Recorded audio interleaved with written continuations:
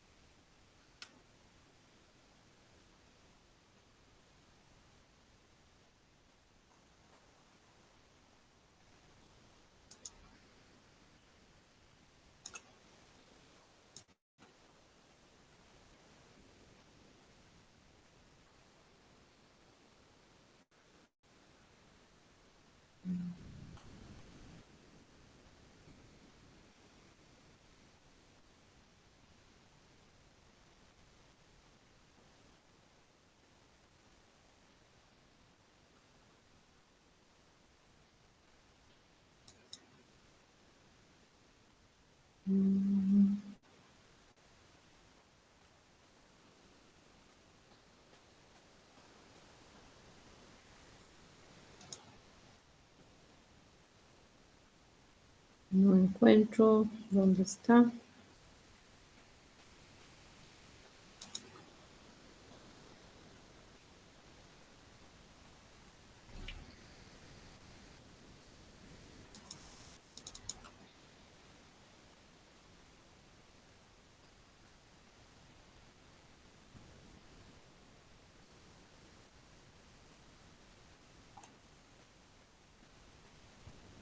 Ahí se ve, ¿no? Sí, doctora. Sí, doctora. Sí, doctora. Ya, muy bien.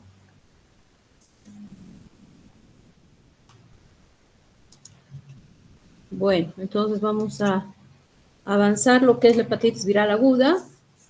Todo lo que es itis significa inflamación, por lo tanto, la hepatitis es la inflamación y o necrosis del parénquima hepático, en este caso de evolución aguda, y se dice aguda cuando este proceso inflamatorio tiene una duración de menos de 6 meses.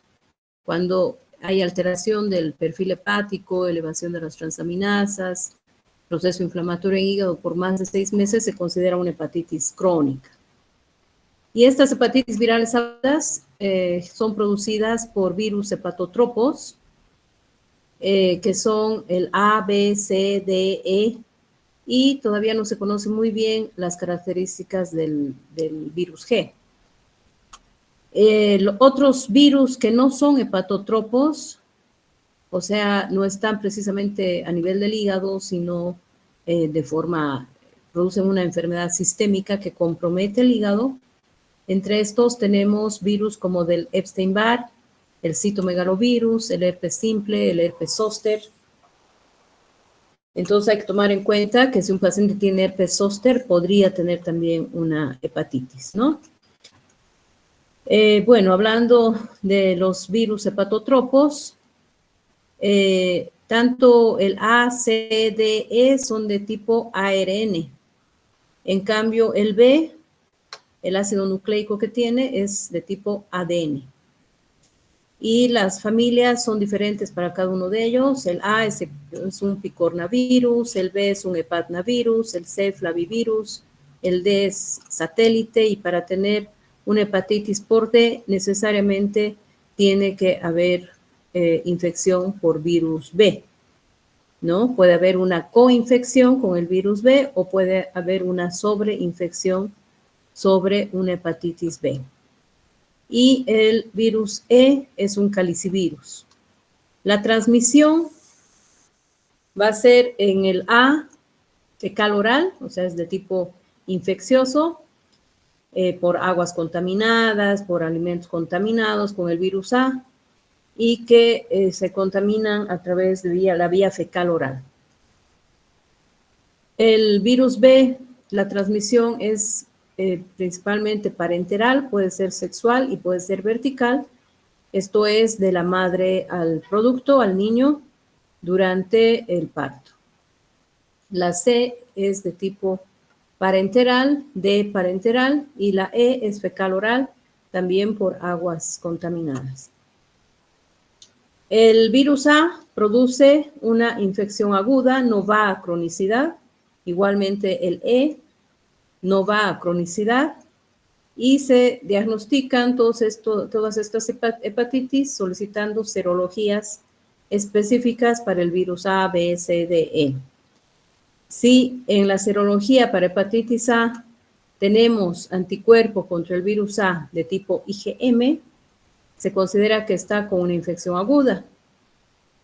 Si es que aparece el IgG, quiere decir que ya pasó la infección, ya tiene inmunidad. Para el B, la serología nos indica si está en una etapa aguda, tiene una infección aguda, nos indica que el antígeno de superficie es positivo y también puede ser positivo el anticuerpo core IgM. Para el C, vamos a tener positividad para el anticuerpo para el virus C, y el D, vamos a tener positividad para el anticuerpo para el virus D de tipo IgM. Igualmente en el E, el IgM va a ser positivo. El virus B, C y D pueden ir a cronicidad. Entonces, en la serología, vamos a tener un antígeno de superficie positivo. Por más de 6 meses, ya se consideraría que tiene una hepatitis B crónica. Y también podemos tener el anticuerpo anticore total positivo. Y si es que hay replicación viral, y esto significa que es altamente infeccioso, vamos a tener el antígeno E positivo. Si es que no hay esa replicación viral, puede ser que sea negativo, pero si tiene el antígeno de superficie positivo, significa nomás que es una hepatitis crónica con antígeno E negativo, ¿no? Entonces puede ser positivo el antígeno E o negativo, pero siempre el antígeno de superficie va a continuar positivo por más de 6 meses para considerar que es una hepatitis crónica. Y en el caso del C y del D, los anticuerpos van a ser positivos constantemente, ¿no? Por más de 6 meses. ¿Cuáles son las manifestaciones clínicas? Pueden ser inespecíficas, pueden no tener gran manifestación, pueden remedar una gripe nada más, y en esos casos incluso pueden no tener ictericia. Pero en esta hepatitis aguda de tipo ictérica vamos a tener 3 fases. La fase prodrómica o preictérica, que dura 3 días a 3 semanas, donde va a haber fatiga, adinamia, anorexia, náuseas, pueden tener vómitos, puede haber fiebre no alta y aversión a los alimentos, sobre todo a aquello que sea frito, a todas las grasas, y van a tener dolor en el cuadrante superior derecho porque suelen tener hepatomegalia, y al haber hepatomegalia hay distensión de la cápsula de Gleason y esta es la que va a doler. Pueden tener también coluria. Luego tenemos la fase ictérica, que aparece de o se mantiene de 1 a 8 semanas, con hipocolia, y si hay datos de colestasis, si tienen la FA, la GGT altas, pueden tener también prurito. Y al examen físico vamos a poder valorar la hepatomegalia, que va a ser dolorosa. Y en la fase de convalescencia, ya cuando desaparecen todos estos síntomas, desaparece la ictericia, y en el caso de la hepatitis A, pues la recuperación es completa, no deja ninguna secuela. El diagnóstico entonces se da por la clínica, por alteraciones del perfil hepático. En la hepatitis viral se elevan mucho las transaminasas, pueden elevarse 10 veces lo normal, incluso hasta 200 veces lo normal, de forma bastante importante. Esa es la característica para pensar que es una hepatitis viral. Están muy elevadas y a expensas de la alanino-aminotransferasa. En caso de una hepatitis por alcohol, es la AST, la aspartato, la que se eleva. Pero si está elevada la ALT, y en forma muy importante, pensamos de que se trata de una hepatitis aguda por virus. va a haber aumento de ambas bilirrubinas, un poco más la directa. Y si hay colestasis, si es una hepatitis aguda colestásica, vamos a tener elevación de la fosfatasa alcalina. Y vigilar en estos pacientes si el TP va a estar normal o se prolonga. Si se está prolongando el TP, quiere decir que está entrando en una insuficiencia hepática. Entonces, este paciente puede llegar a ser una insuficiencia hepática aguda, una hepatitis fulminante. Luego, como es un proceso viral, estos pacientes tienen leucopenia y los linfocitos pueden estar un poco más elevados. El diagnóstico diferencial con todas aquellas patologías que causan ictericia o que tienen o causan daño a nivel de los hepatocitos. El tratamiento es sintomático. Principalmente por la astenia, dinamia, el paciente tiende a reposar. Entonces, se le indica pues que si hay necesidad, incluso se le da baja médica, ¿no? Si es una persona adulta, no va a trabajar, un reposo relativo en casa. Recomendar a los niños que no jueguen fútbol, que no jueguen de alguna manera que puedan hacer provocar una contusión a nivel del hígado porque está con hepatomegalia y puede ser contraproducente que reciba algún golpe a ese nivel, ¿no? La dieta puede ser normal, pero si tiene aversión a las grasas, si está con náuseas, está con vómitos, entonces se le indica que trate de consumir menos grasas y una dieta más rica en hidratos de carbono. Y desde luego ningún consumo de hepatotóxicos, especialmente el alcohol, ningún mate que indican para hígado, venden un montón de hierbas, el té verde tampoco, que pueden ser hepatotóxicos. Y si hay vómitos, se le puede dar metoclopramida. Entonces, un tratamiento sobre todo de sintomático. Solamente se hospitalizan aquellos ancianos que están con mucha intolerancia oral o mucha astenia, que no están comiendo, y pues a ellos habrá que ponerles soluciones parenterales. Pacientes con trastornos del sueño, del comportamiento, o aquellos que estemos sospechando de que están yendo a una insuficiencia hepática aguda, que el TP se les esté prolongando o tengan algún otra infección, ¿no? Como estos pacientes están inmunodeprimidos, pueden llegar a tener una neumonía también, adquirir una neumonía, entonces solo esos pacientes podrían internarse. Luego el tratamiento en realidad es sintomático en la casa. Entonces, hablando de cada uno de estos virus, el virus de la hepatitis A es un picornavirus de tipo RNA, no lleva a una hepatitis crónica y cuando pasa el proceso infeccioso, llega a adquirir anticuerpos protectores definitivos, o sea, llega a tener inmunidad y es la principal causa de hepatitis aguda en niños y jóvenes.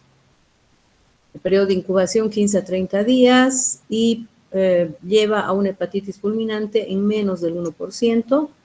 Es muy raro, pero sí hay que vigilar. Y en caso de que tuviera una hepatitis fulminante, pues el tratamiento es trasplante de hígado. Luego puede tener un curso de tipo bifásico, o sea, recurrente, pasa el cuadro de malestar, de ictericia, parece que todo hubiera pasado, las transaminases se normalizan y de pronto vuelven a subir. A eso se denomina recurrente, pero luego evoluciona a la curación también, ¿no? No da una hepatitis crónica. La colestásica de 5 a 20%, con prurito, con FA alta, y también podemos tener una hepatitis de curso prolongado con duración de las alteraciones del perfil hepático, el malestar por más de 3 meses, pero no pasa a ser una crónica, no dura más allá de los 6 meses. La vía de transmisión Fecal oral, como dijimos, y si es una infección aguda, el anticuerpo IgM va a ser positivo, y si llega a tener curación o estar con vacuna contra la hepatitis A, es lo que vamos a obtener en la serología, es la positividad para la inmunoglobulina G. ¿Cómo se previene? Con la higiene, lavado de manos, importante, y buena higiene, agua hervida, etcétera, no consumir agua en cualquier parte, en cualquier río, etcétera. Luego, si es que un miembro de la familia adquiere la hepatitis A, para evitar que los demás miembros puedan adquirir esta enfermedad, se les puede administrar la inmunoglobulina a razón de 0.2 mililitros por kilogramo intramuscular, y que esto da un 85% de prevención. Existe vacuna para la hepatitis A, y que se administra 1 mililitro intramuscular a 0 y 6 meses, que provoca, protege por 10 años más o menos. Aquí vemos un paciente con ictericia a nivel de las conjuntivas y aquí en la piel, ¿no? Ya eso han debido ver en la práctica. Y aquí la coluria, y esta es una orina normal, y esta es una orina colúrica. Y vemos un gráfico con lo mismo, la incubación hasta 30 días, y luego se eleva la ALT, y cuando está con una hepatitis aguda, es la IgM la que va a estar positiva, y cuando pasa el proceso infeccioso y las transaminasas se normalizan y todo el cuadro clínico mejora, vamos a tener la inmunidad con la IgG positiva. Lo mismo, elevación de la alanino-aminotransferasa principalmente, y que más o menos dura 4 a 8 semanas para luego aparecer la IgG.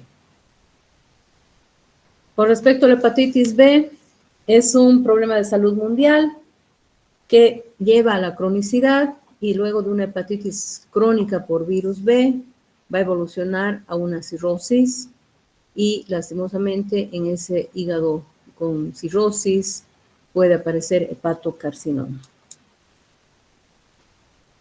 Y tiene 10 genotipos de la A a la I.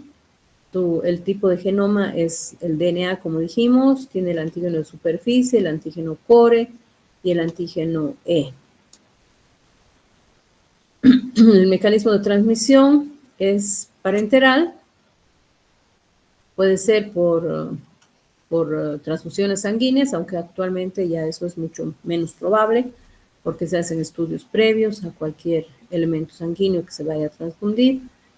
En los adictos a drogas por vía parenteral, se da en pacientes que hacen diálisis o en trasplante renal, también puede darse, pero también ahora se tiene mucho cuidado en que no ocurra esto.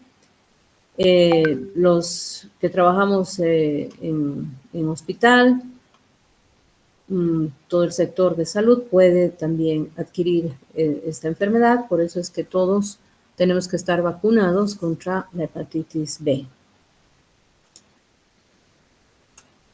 La transmisión perinatal o vertical in útero y durante el parto, sobre todo es a nivel del parto, por un shunt de la sangre materna fetal o exposición directa a secreciones vaginales, y por la lactancia materna podría haber riesgo de transmisión a través de lesiones sangrantes en mamas.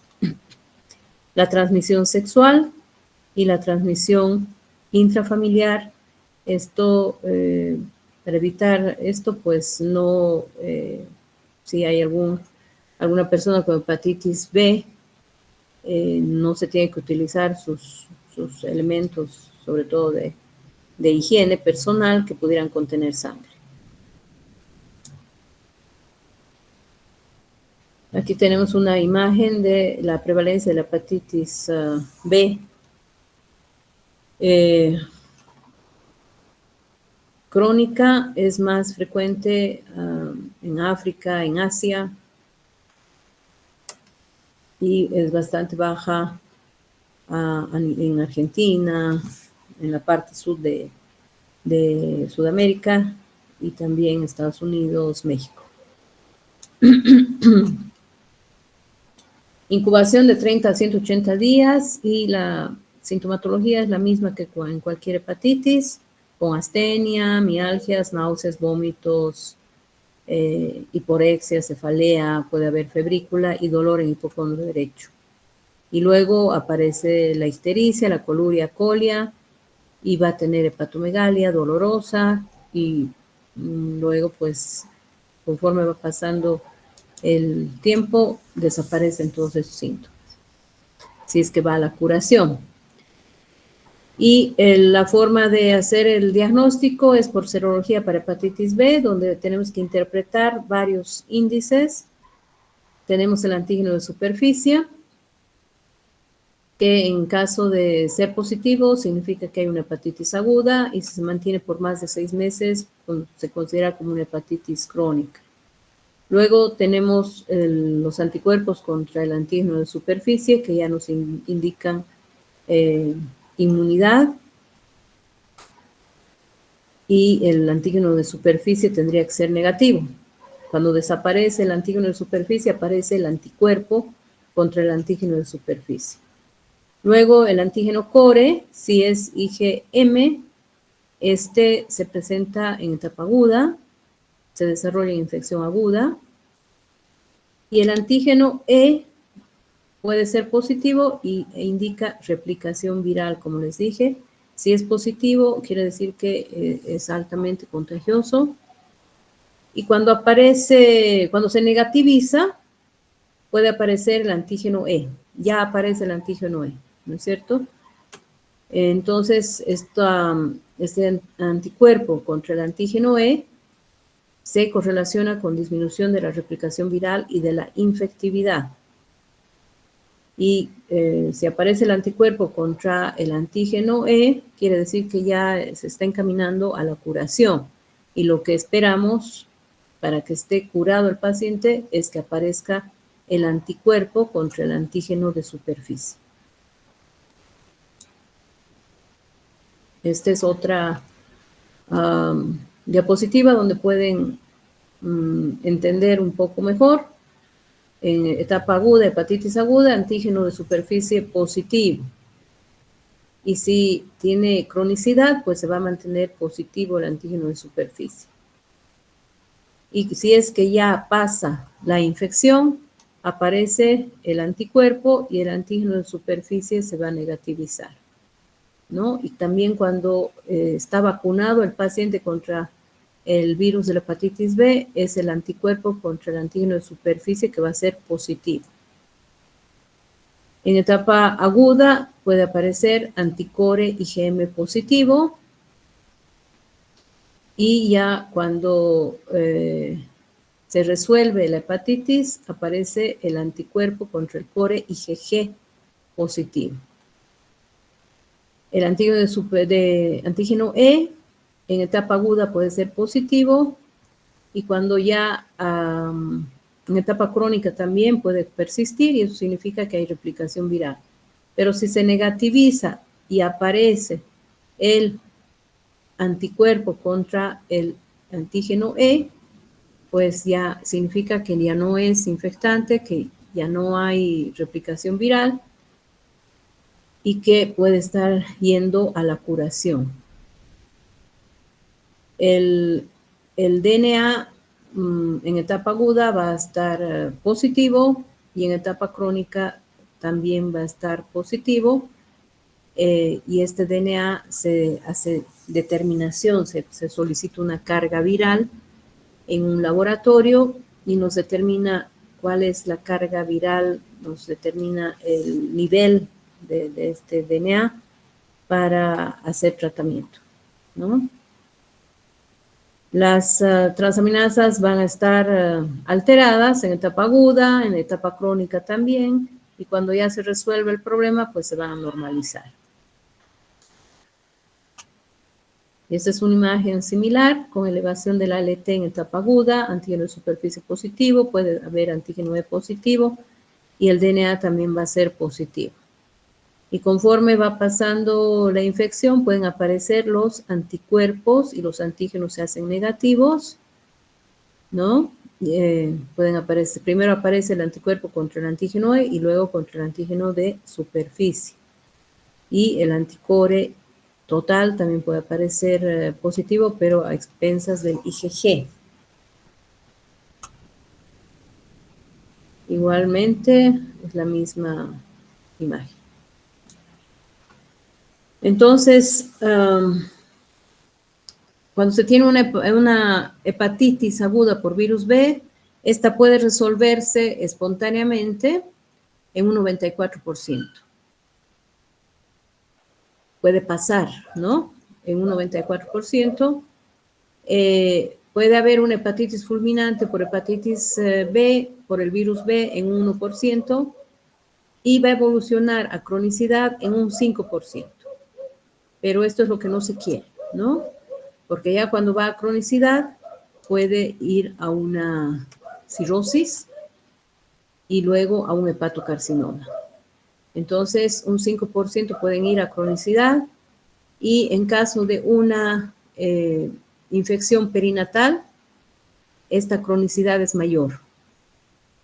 Por eso es que hay que pues, ver si la madre no tiene hepatitis B que pueda transmitir al producto.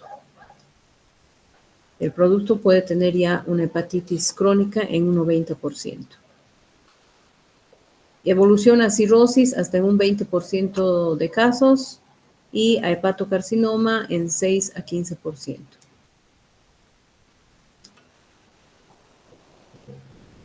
Para evitar la transmisión del virus B en todo aquel producto que vaya a utilizarse para transfusión, tiene que hacerse determinación de la hepatitis B, prevención de la transmisión sexual mediante, pues, con la protección debida durante la actividad sexual.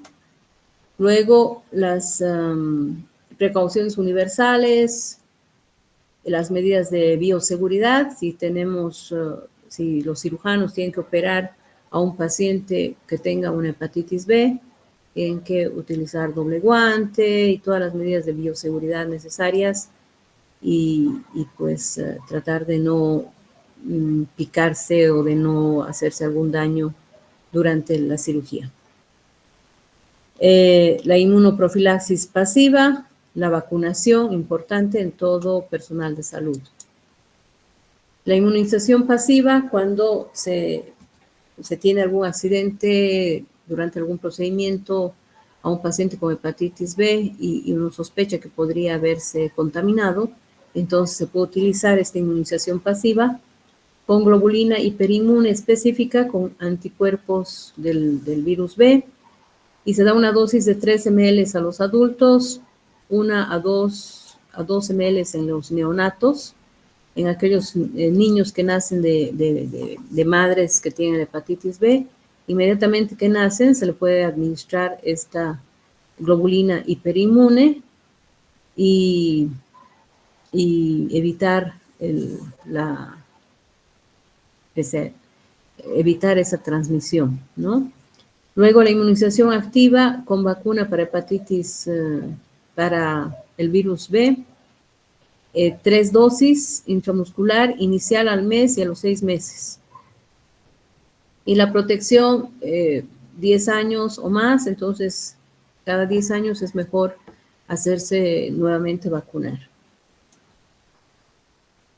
El tratamiento de la hepatitis B crónica se puede dar interferón o análogos de nucleócidos o nucleótidos vía oral. Actualmente se prefiere estos, que son especialmente lo que se está utilizando es el entecavir y el tenofovir, o el tenofovir, ¿no? Este tenofovir nos lo proporciona el Ministerio de Salud y se puede hacer el tratamiento correspondiente. haciendo previa determinación de carga viral.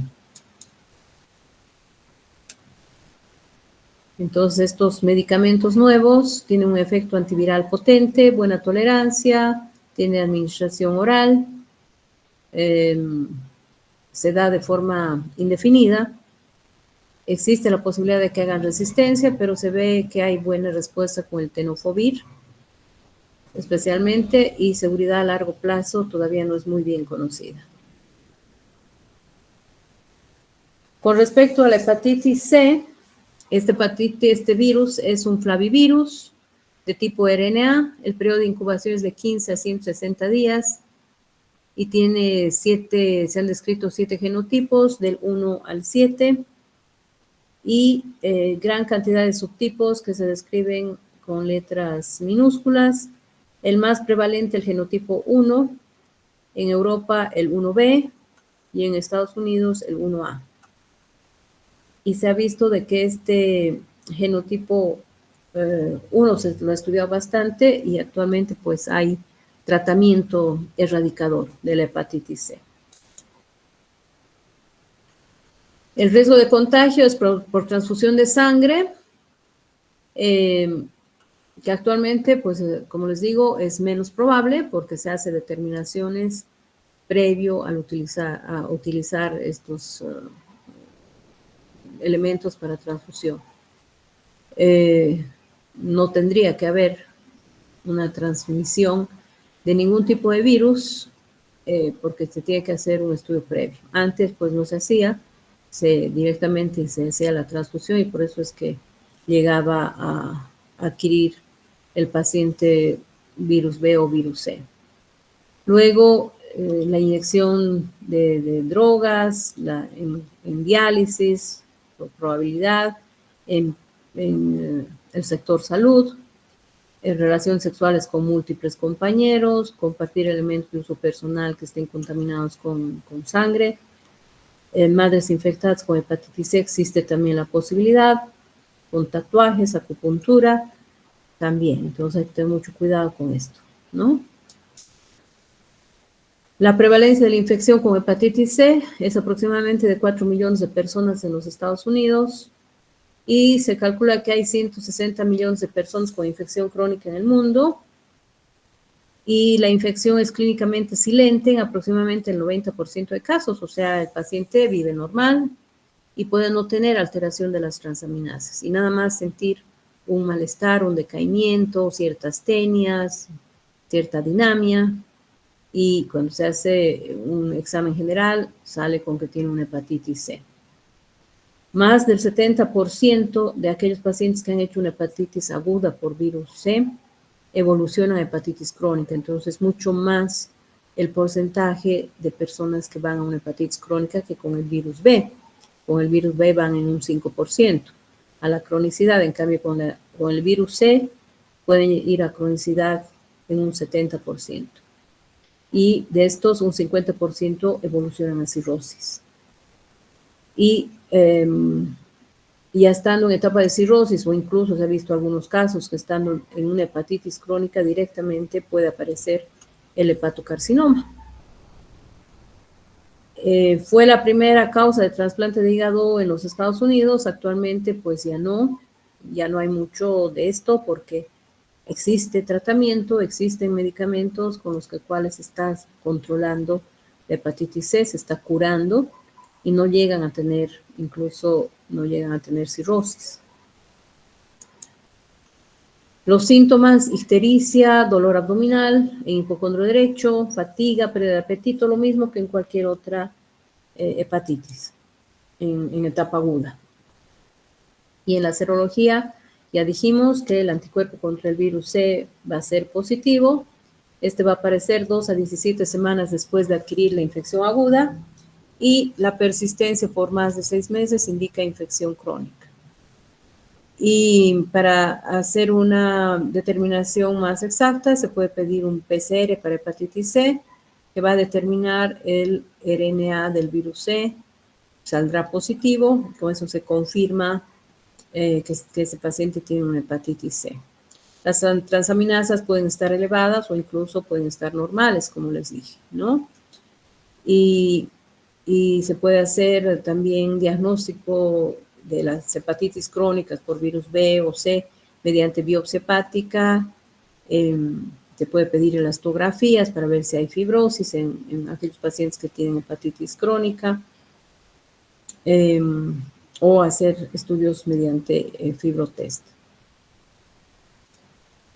El tratamiento actualmente existe cura para la hepatitis C, especialmente para el genotipo 1.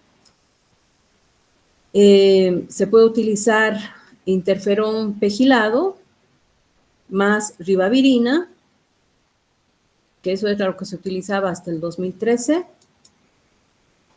Pero actualmente existen antivirales de acción directa, que son varios, ¿no? El cimeprevir, el sofosbuvir, peritavir-previr, varios de estos medicamentos que se han encontrado y que actúan sobre el virus C.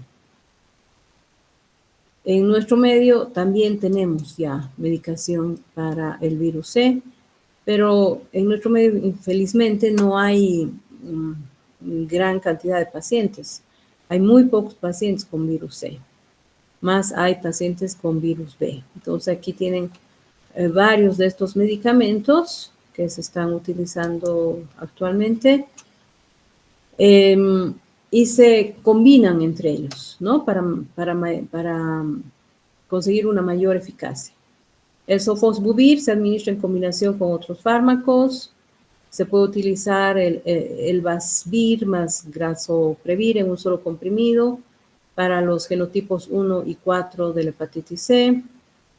El Glecapravir y Pibrentasvir están disponibles en una sola píldora para el tratamiento de los genotipos del virus C, genotipo 1 a 6. Los tratamientos de primera línea para el genotipo 1 del virus C incluyen el Ledipasvir más el sofosbuvir por 8 a 12 semanas. Estos otros se utilizan también por 12 a 16 semanas.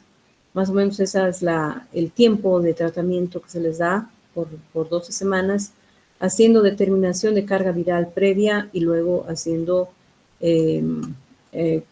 determinaciones periódicas para ver la respuesta, ¿no? Y las recomendaciones actuales para el tratamiento del virus de la hepatitis C están evolucionando rápidamente.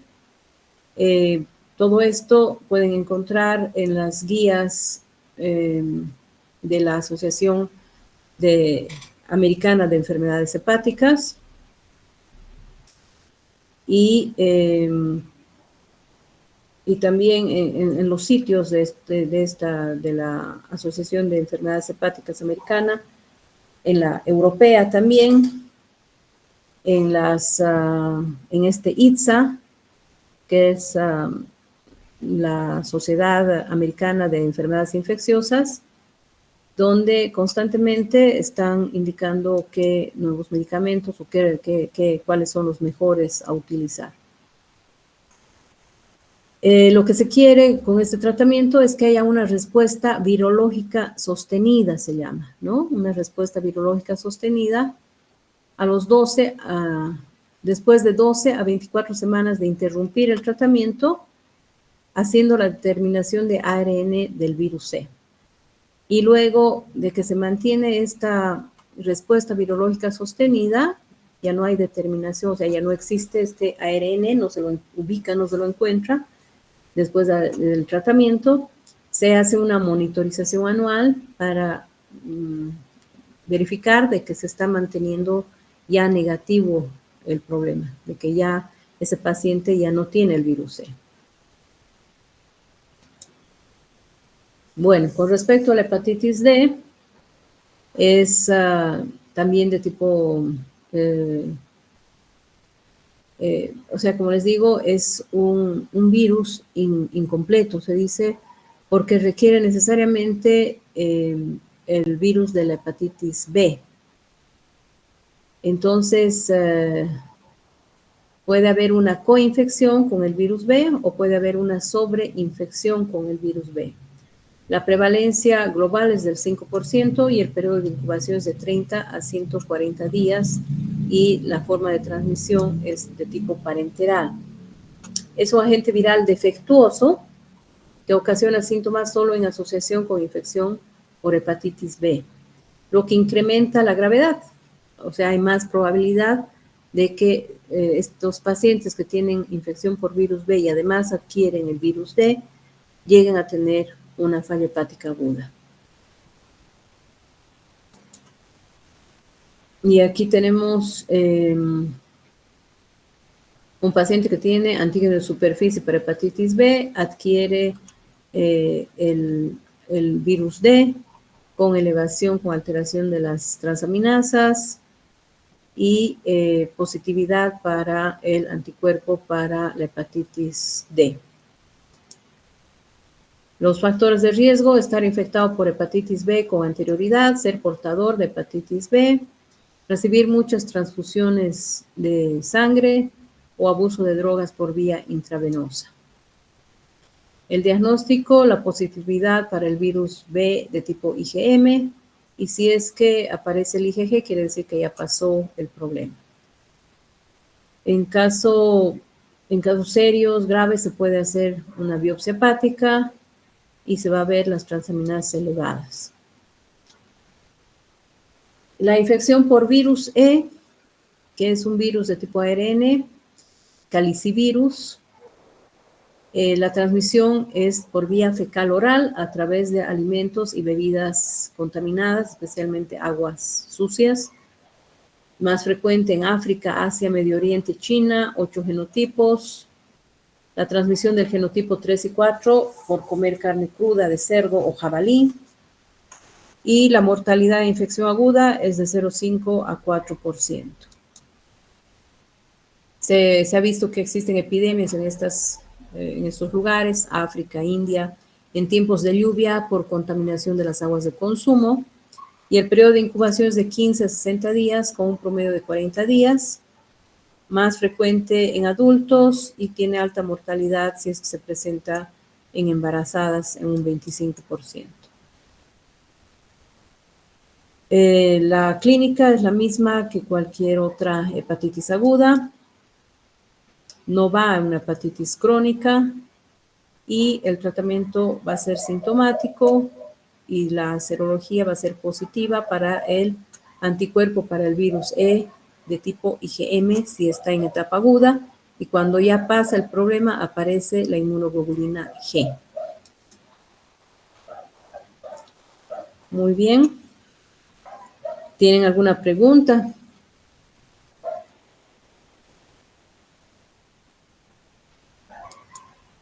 Bueno, continuamos con la hepatitis por medicamentos. La hepatitis por medicamentos, pues hay que tomar en cuenta porque se ha visto casos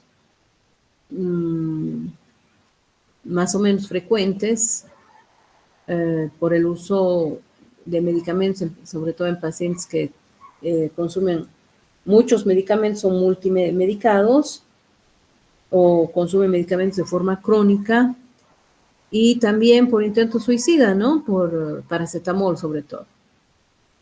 Entonces, es una hepatitis llamada también tóxica, y el 2 a 5% va a requerir hospitalización. Causa de hepatitis en adultos en un 10%, en pacientes mayores de 50 años que son multimedicados en un 40%, y también es causa común de falla hepática fulminante en Estados Unidos, sobre todo asociado al uso de paracetamol, que tiene venta libre y que utilizan muchas veces de forma crónica y en dosis altas, que en algún momento les puede causar un daño hepático agudo, o por intento suicida, ¿no? Toman gran cantidad y eso les causa una falla hepática fulminante, y que al final es también causa de trasplante hepático en Estados Unidos. Se asocia a gran mortalidad entre 10 a 50%. La hepatotoxicidad es el desarrollo de una alteración en la función o estructura de cualquier componente anatómico del hígado, inducida como consecuencia de la ingestión de un compuesto químico u orgánico, independiente del tiempo de dicha exposición. O sea, puede aparecer hepatotoxicidad frente a una primera dosis o puede aparecer ese daño en el hígado después de haber consumido semanas e incluso luego de haber consumido meses. Y esto se da porque existen diferentes formas de presentar el daño en el hígado.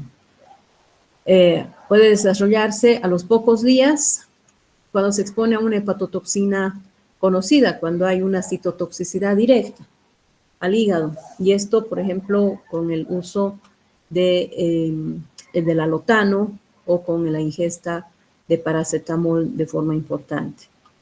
O puede presentarse como una reacción de hipersensibilidad, alergia medicamentosa, después de una o varias semanas de tomar el medicamento. No es la reacción inmediata, sino después de varios días o de varias semanas, porque aparece un metabolito que actúa como un antígeno que va a provocar una respuesta inmunológica de tipo idiosincrático, que es propio del paciente.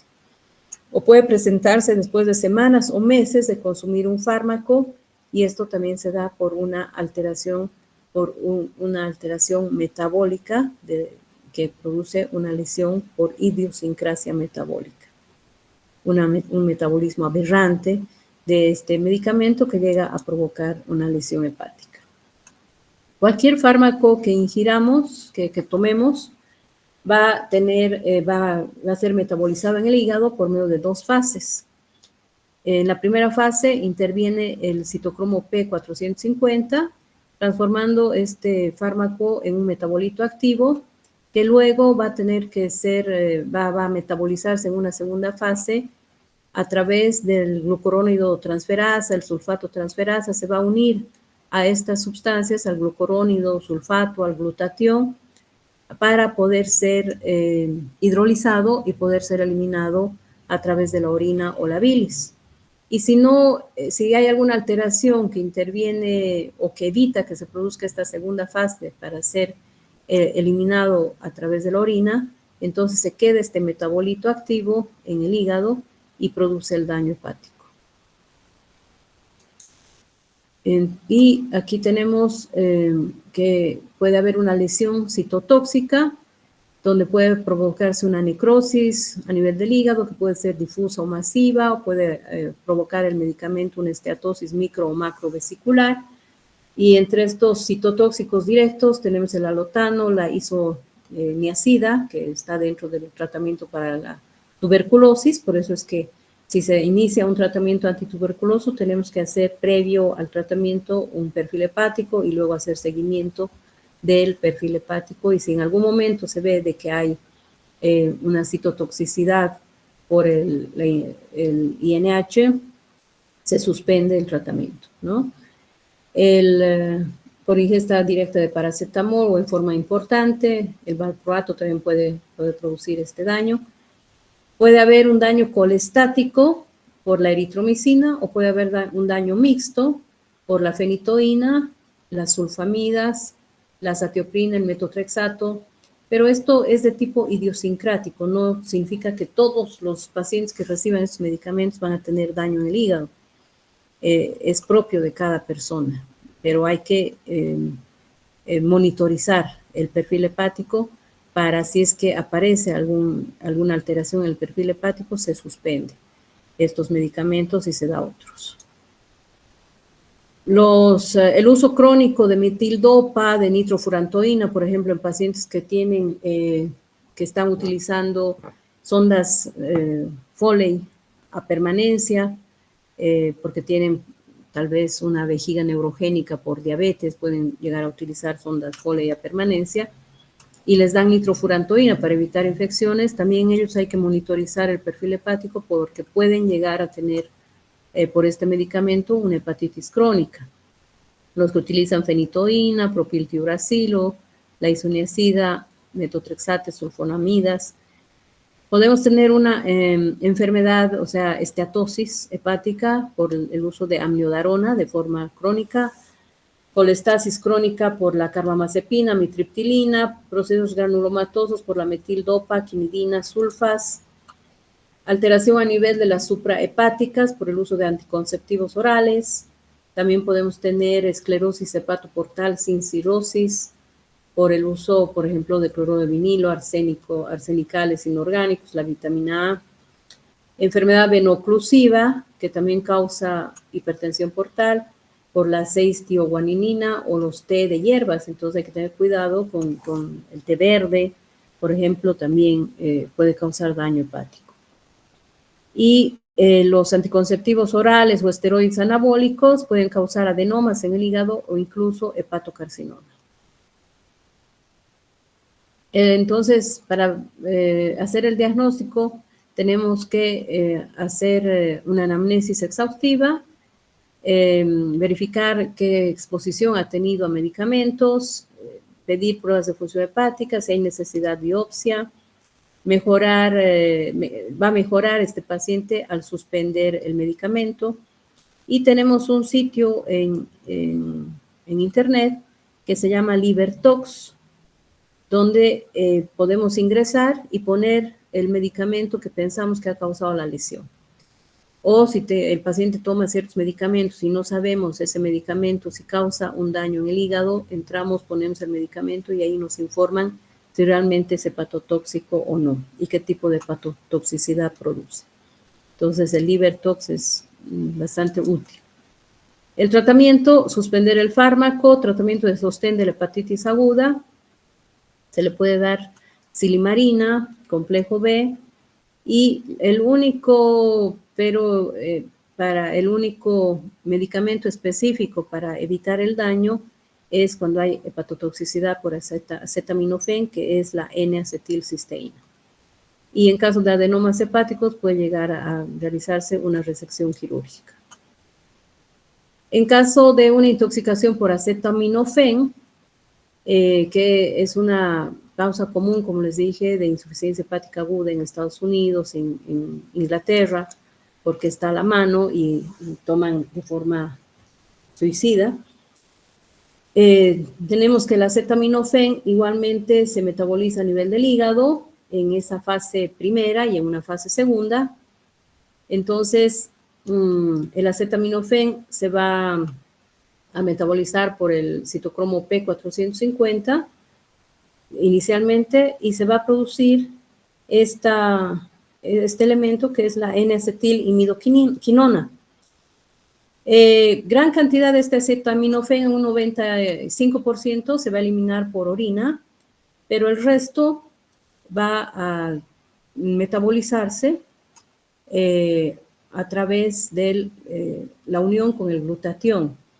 Y si hay una disminución del glutatión o hay un exceso de acetaminofén que no va a poder unirse al glucurónido y al glutatión, entonces va a quedarse este metabolito que es hepatotóxico y va a provocar daño en el hígado. El glutatión puede disminuir cuando se toma acetaminofén y se toma además alcohol, ¿no? Entonces hay que tener cuidado en ese sentido. La dosis terapéutica en los niños es de 10 a 15 miligramos por kilogramo dosis, en los adultos 500 a 1000 miligramos dosis cada 6 a 8 horas. Y la toxicidad se da en los niños con una dosis única mayor a 250 miligramos por kilogramo y las dosis repetidas de 50 a 60 miligramos por kilogramo. En adultos, de 7 a 10 gramos por día se considera ya que puede causar hepatotoxicidad, ¿no? De 7 a 10 gramos por día. Tiene el curso clínico 4 estadios. En el estadio 1 van a tener náuseas, vómitos, diaforesis, letargia, fiebre. El laboratorio puede estar normal y esto dentro de las primeras 24 horas de la ingesta del acetaminofén en gran cantidad. En el estadio 2, que es en el primer día al tercer día, pueden tener dolor en el hipocondrio derecho porque hay hepatomegalia Oliguria, va a haber alteración del perfil hepático y renal, también causa alteración a nivel renal. En el estadio 3, si es que no se ha dado tratamiento con N-acetilcisteína, en 72 a 96 horas puede haber mayor alteración, ictericia, confusión, hipoglicemia, hipotensión, acidosis láctica, diátesis hemorrágica y muerte por falla orgánica múltiple. Y si pasara el problema y ha sido tratado con la N-acetilcisteína el paciente y sobrevive el paciente, recupera con una recuperación completa, no deja secuelas en el hígado. Hay que hacer una anamnesis amplia, valorar qué cantidad ha tomado del acetaminofén y hacer una determinación de acetaminofén sérico, 200 miligramos o más a las 4 horas, 100 miligramos a las 8 horas o 50 miligramos a las 12 horas, nos indica que puede haber una lesión hepática grave. Y se pide exámenes generales para ver la función hepática renal y se hace un homograma de RUMAC donde se determina el riesgo de hepatotoxicidad por paracetamol en relación al nivel plasmático y el tiempo transcurrido desde la ingesta. Entonces se hace una determinación de qué cantidad de paracetamol tiene en sangre y el tiempo de la ingesta hasta donde vemos al paciente. Y el tratamiento, el lavado gástrico, se puede dar carbón activado mezclado con agua por vía oral o sonda nasogástrica para evitar la absorción del acetaminofén a nivel del estómago. Y lo principal es administrar N-acetilcisteína en las primeras 10 horas de la ingesta, realizando una carga de 140 miligramos por kilogramo, seguida de 17 dosis por vía oral de 70 miligramos por kilogramo cada 4 horas. Esto va a evitar el daño hepático y va a ayudar a que se metabolice este acetaminofén, que haya mayor cantidad del glutatión y pueda ser eliminado por orina. Si no tolera vía oral, entonces, o tiene una hemorragia o obstrucción o datos de hepatitis fulminante o en pacientes embarazadas, se puede dar de forma endovenosa. 150 miligramos por kilogramo en 200 cc de solución glucosada en 1 hora y en una segunda dosis 50 miligramos por kilogramo en 500 cc de solución glucosada para 4 horas y una tercera dosis de 100 miligramos por kilogramo en 1000 cc de solución glucosada para 16 horas. Muy bien. Entonces ahí terminamos, chicos. Mañana vamos a avanzar probablemente esto del MASH. Bueno, ¿tienen alguna pregunta?